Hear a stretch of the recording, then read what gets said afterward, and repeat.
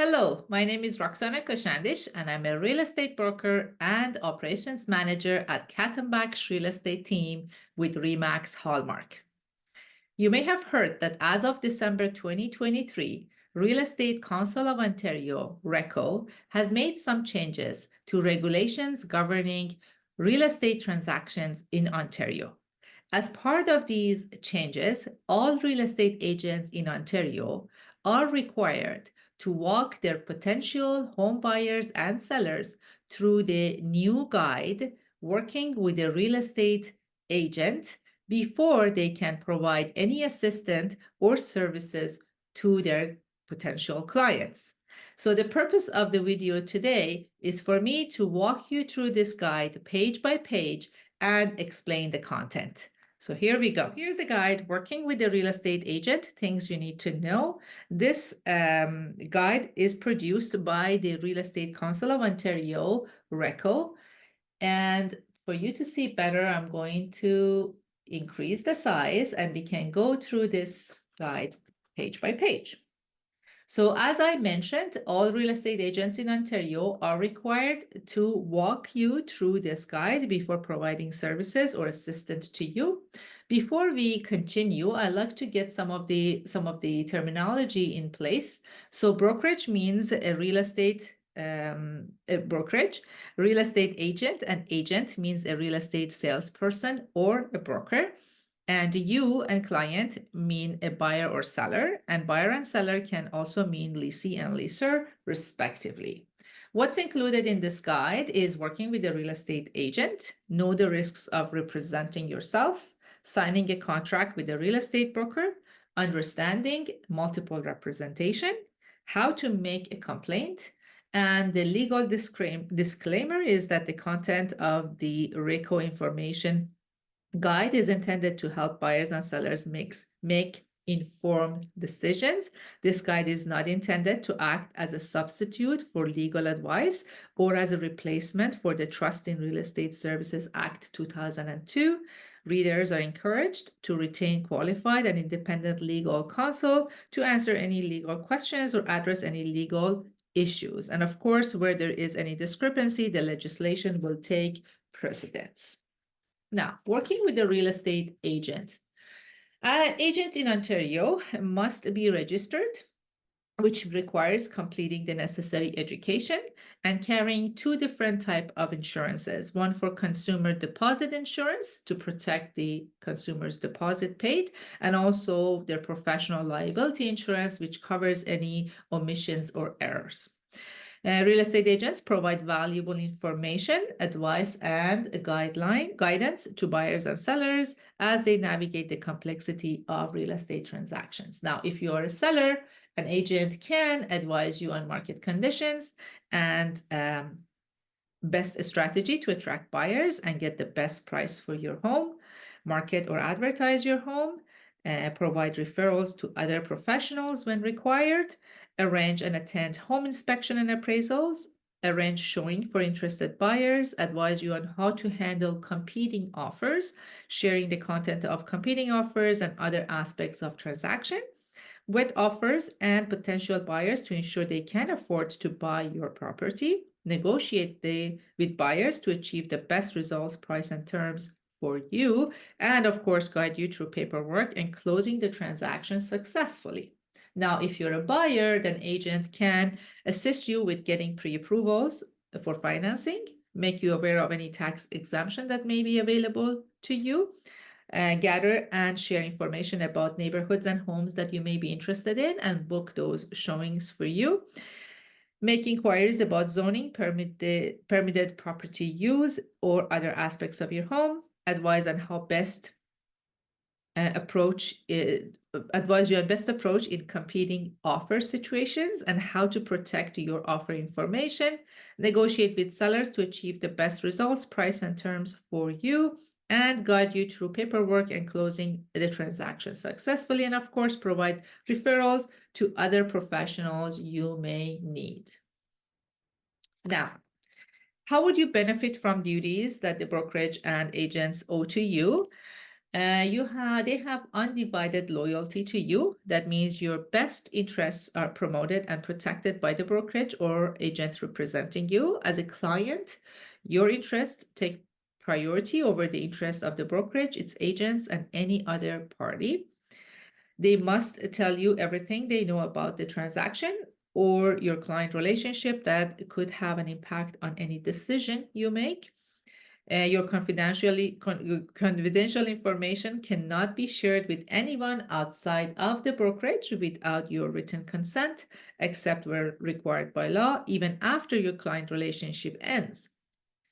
That means even that agreement it's ended, they're supposed to have that confidentiality in regards to the information that you shared with them. That means including your motivation for buying or selling and the amount you would be willing to pay or accept. Avoid conflicts of interest. They must avoid any situation that would affect their duty to act in your best interest.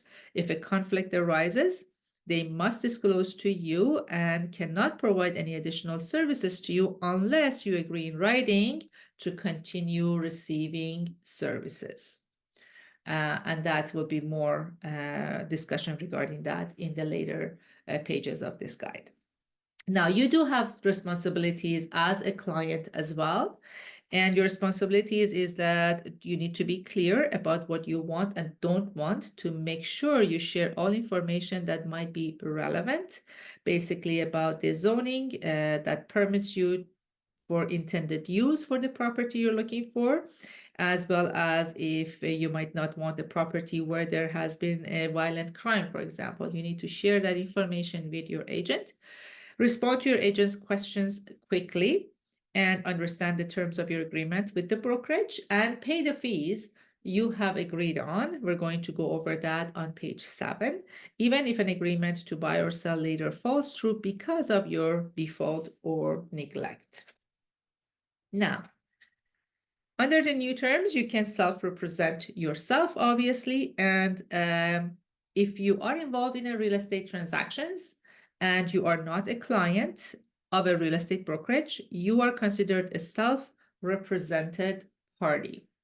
This means that you have chosen to represent yourself, which has different rights and responsibilities. And they also mentioned that very few buyers and sellers make this choice because there are significant risks associated with representing yourself in a real estate transactions if you don't have the knowledge and expertise required to navigate the transaction on your own. You will be dealing with a seller or buyer that is benefiting from services, opinions, and advice of an experienced real estate agent. And RECO recommends that you seek independent professional advice before you proceed as a self-represented party. Now, if you choose not to work with a real estate agent, it will be your responsibility to, of course, look after your best interest and protect yourself. And this may include things like making inquiries about zoning, permitting, property use, or other aspects of the property, determining what you believe to be the value of the property you're buying or selling, determining how much you're willing to offer or how much to accept, navigate competing offer situations, deciding what terms you want to include in an offer and agreement of purchase and sale, and also preparing all documents. Now, if, for example, you are a self-represented buyer and you're in a transaction that the seller is being represented by an agent, then that agent has a legal obligation to act in the best interest of the person on the other side of the transaction. If you are a buyer or even just inquiring about the property, for example, and the agent is working for the seller, the agent has a duty to do what's best for their seller client. Be aware that the agent is obligated to share anything you tell them with their client, which might not be in your best interest to tell them, including your motivation for buying or selling the property, the minimum and maximum price you're willing to offer or accept, and also your preferred terms and conditions for an agreement of purchase and sale. Now, in a self-represented situation, the agent that is representing the other side cannot provide you with any services, opinions, or advice, or do anything that would encourage you to rely on their knowledge, skills, or judgment. They cannot encourage you to represent yourself or discourage you from working with another real estate agent or brokerage. Now, any assistant that other side agent representing the other side can provide you assistance. Now, any assistant that agent offers you is a service to their client, not you. It is the best interest of their client, not you, and it is to help their client sell or buy a property. Now, agent must give you RECO's information and disclosure to self-represent party form and walk you through it before they can provide any assistance, and you will be asked to confirm you received it and understand what it means to be a self-represented party. Now, you have the right to change your mind. If in the middle of this discussions, you're concerned about completing a transaction on your own, or you need advice from a real estate agent, you can choose to become a client of a real estate brokerage at any point during transaction. And we're going to cover that more in the signing a contract with real estate brokerage section. Now, signing a contract with the real estate brokerage. So it's important to know that as of December 1st, 2023, there are two kinds of representation agreements in Ontario. One is the brokerage representation, and the other one is designated representation. Brokerage representation is when brokerage and all its agents represent you. For example, like a REMAX Hallmark Brokerage, and must promote and protect your best interests. But one of the brokerage's real estate agents may be your primary contact. They may provide referrals to other professionals like the home inspectors, lawyers, and contractors. Now, the designated representation means only one or more of the brokerage's real estate agents is your designated representative, not the entire brokerage. Only one, or it can be more, 2, 3, that are specified on the agreement can represent you and must promote and protect your best interest. The brokerage and all its other agents are required to treat you impartially and objectively. An important aspect of designated representation is that it will reduce the likelihood of multiple representation, which we're going to cover more in another section coming soon. Now that we know there are two kinds of the representations right now, then let's go through this part. When you become a client, you sign a representation agreement with the brokerage, a contract between you and the brokerage for real estate services and representations. Now, if you don't want to sign an agreement, you should not expect the real estate agent to provide you with any services like showing you homes. Now, representation agreements can be called a buyer representation agreement or a seller representation agreement, or in this case, it's interchangeable with listing agreements. Your agreement must be put in writing and presented to you as soon as possible, and you need to protect yourself by reviewing the agreement in detail, and this will help you to avoid any misunderstandings between you and your real estate agent. Now, what to look for in a representation agreement? Representation agreement should describe the duties owed to you, the services you will receive, your rights and responsibilities, what you will pay, and the specific terms of the agreement, including how long the agreement will last and whether you can cancel it. So here are some key things to look for. Name of your designated representative. If the contract is a designated representation agreement, the name of your designated representative will be included. More than one real estate agent working at the brokerage can be identified as your designated representative. Now, the scope. Your agreement should specify the scope of the engagement.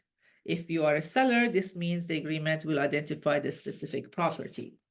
If you are a buyer, you should consider the scope of agreement carefully. Your agreement might identify a specific property, a geographic area you are searching in, a type of property you're looking for, or specific requirements. For example, if you're planning to buy two different properties in two different areas, like a house in a city and a cottage near a lake, then that representative agreements will specify the type of property and the location you're looking for. So this scope, when it's defined, then should be clear in each of the agreements to avoid disputes about who you might have to pay if you buy a property.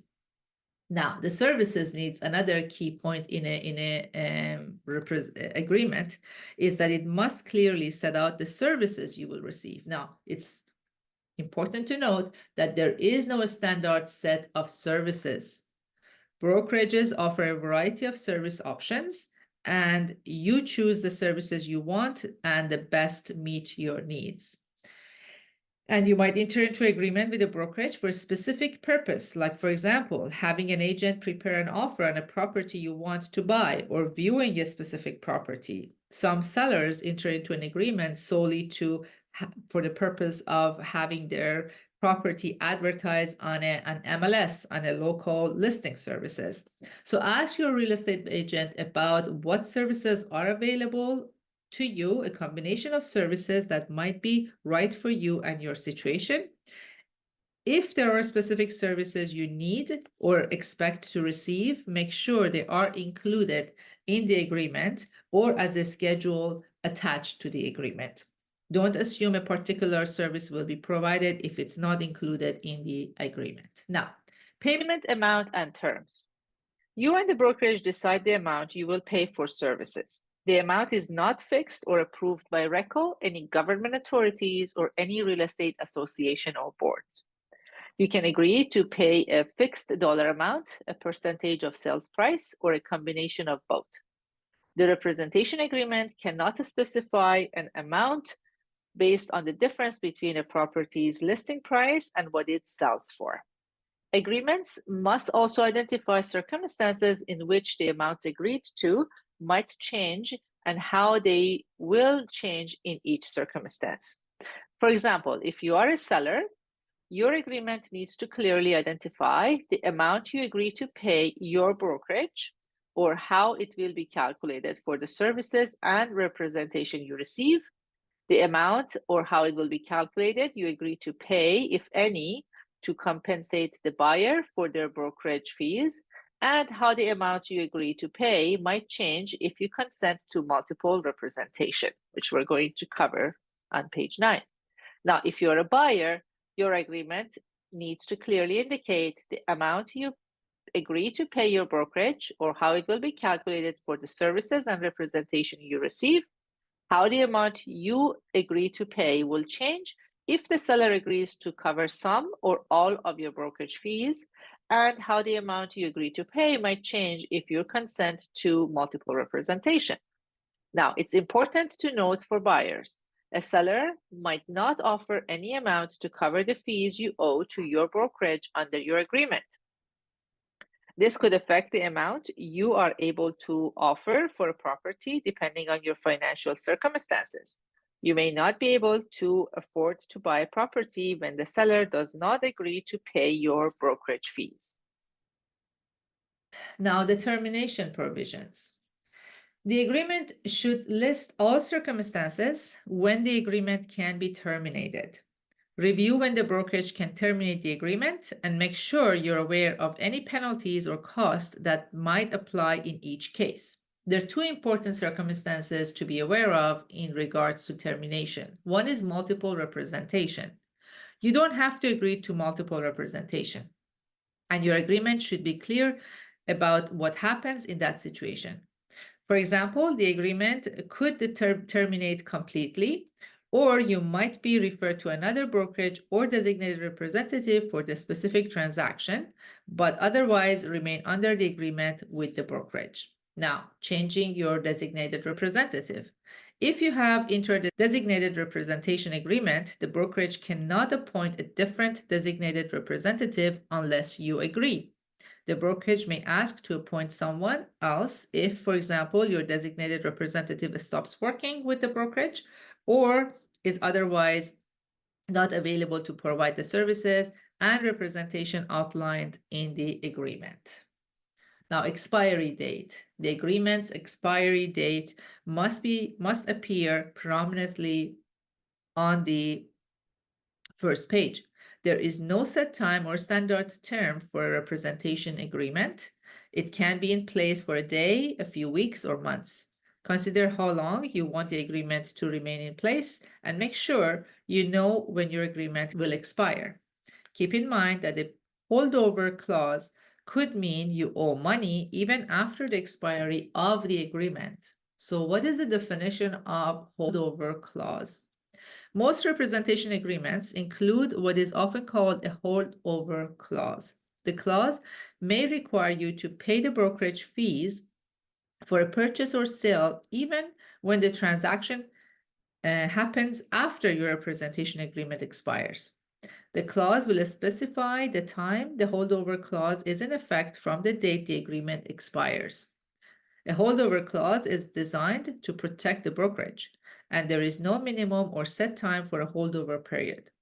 If your agreement includes a holdover clause, make sure you agree to the length of the holdover period before you sign it.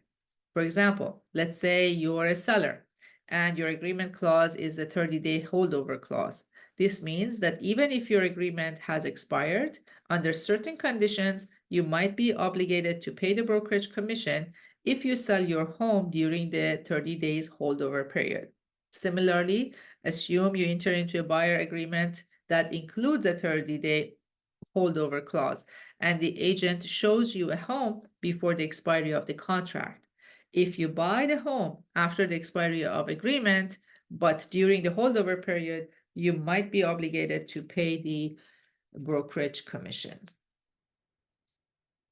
Now, understanding multiple representation. So what does multiple representation mean? Multiple representation means a designated representative or brokerage represents more than one client with competing interests in the same transaction.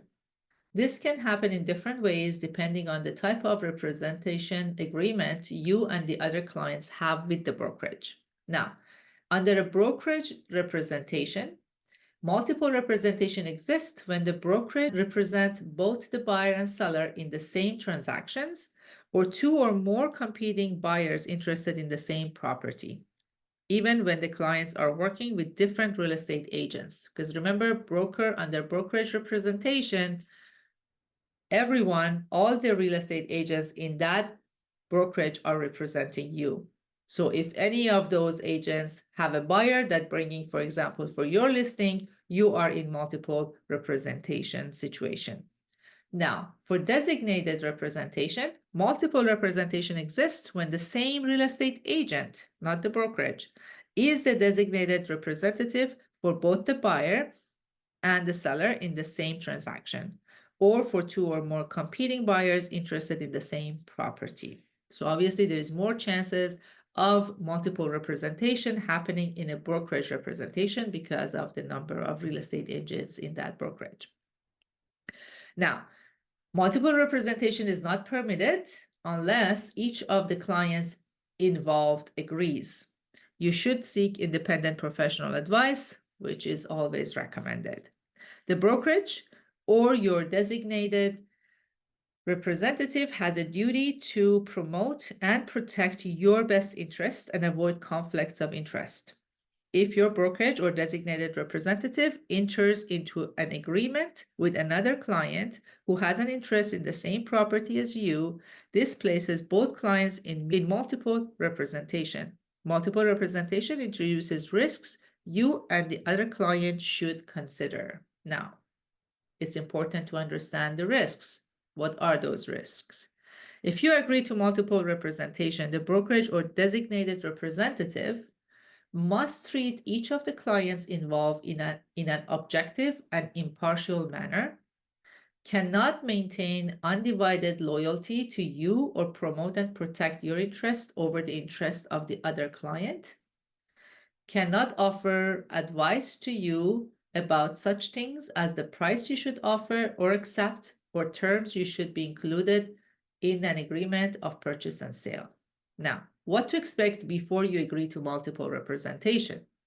The brokerage is required to provide you with the written disclosure that explains how the brokerage's duties or the designated representative's duties to you will change, the differences in the service you will receive, and any change to how much you pay the brokerage. Until this information is disclosed in writing to all clients in the transactions, and they all agree in writing, the brokerage or designated representative cannot take any further steps on behalf of any of the clients. Now, confidential information you provided to the brokerage or the designated representative when you were represented cannot be shared without your written consent. Now, you have to accept multiple representation situation? Of course not. You can refuse multiple representation. If you don't agree, the brokerage or your designated representative is not allowed to proceed. Ask the brokerage or real estate agent about alternatives to multiple representation.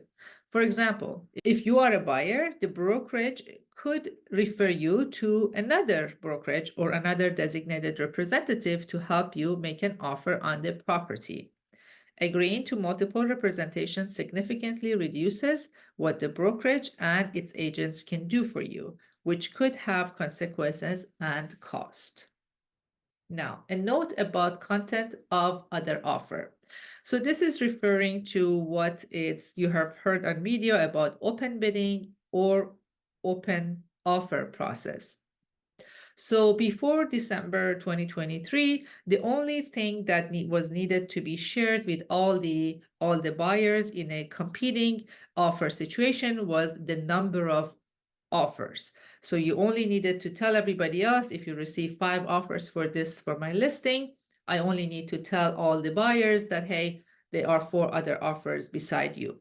Now, as of December 2023, sellers and buyers have choices in that regard. First of all is seller's choice to decide how much information about those offers they want to share with all the buyers bringing in an offer. Now, you decide how much information you want to share about the competing offers. Your agent will advise you based on the characteristics of your property, market conditions, the content of the offers you receive, and other things. And you need to provide clear written direction to your agent before the content of any offer can be shared. Personal or identifying information contained in offers can never be shared. Now, if you are a buyer, then you decide whether you want to participate in a process where the content of an offer might be shared with other buyers, and your agent can tell you the steps to take to avoid having the content of your offer shared with other buyers. And be aware that the seller can make the decision to share the content of buyer at any time, and you may not know in advance. So that's very important. That's why you need to work with a professional who is experienced and understand how to deal with these situations and protect the information details of your offer. Okay. How to make a complaint. Brokerage firms and real estate agents working in Ontario must be registered with Real Estate Council of Ontario RECO, and Ontario brokerages and real estate agents are accountable for their conduct. So if you have any concerns, first is best to contact your brokerage. Your brokerage, in many cases, will be able to mediate or resolve your complaint about the real estate agent or the services provided under your representation agreement. And you can search for the brokerage in RECO's public register on their website, or to find the name of the broker of record. The broker of record is a person responsible for ensuring the brokerage complies with the law, and their contact information. And note that the brokerage cannot ask you to sign an agreement that requires you to withdraw a complaint to RECO or prevents you from making one. So next step is to contact RECO to file a complaint with RECO about a brokerage or real estate agent. You can go to the complaints section of the RECO website. The website explains the complaints process, possible outcomes, and how to file your complaint. RECO will review the issue, determine if it has the authority to deal with it, and what next steps are, and if any, it will take. And here is the contact information for the Real Estate Council of Ontario. And where to get more information, you can always go to RECO's website. And for legislation that governs brokerages and real estate agents trading in real estate in Ontario, you can go to Google Trust in Real Estate Services Act 2002. Now, at the end, when your agent walk you through the document like I did and explain it every page of this guide, then this is the part that you make your acknowledgement. The real estate agent names go here, the brokerage's name, the date that this guide was given to you and explained, and also you need to acknowledge that the real estate agent specified here provided the RECO information guide to you and explain the content. And you just sign the acknowledgement form. And that's it. And this concludes the walkthrough of the new Working with the Real Estate Agent RECO guide. If you have any questions, please reach out to one of our agents at Khatambakhsh Real Estate Team. Have a great day.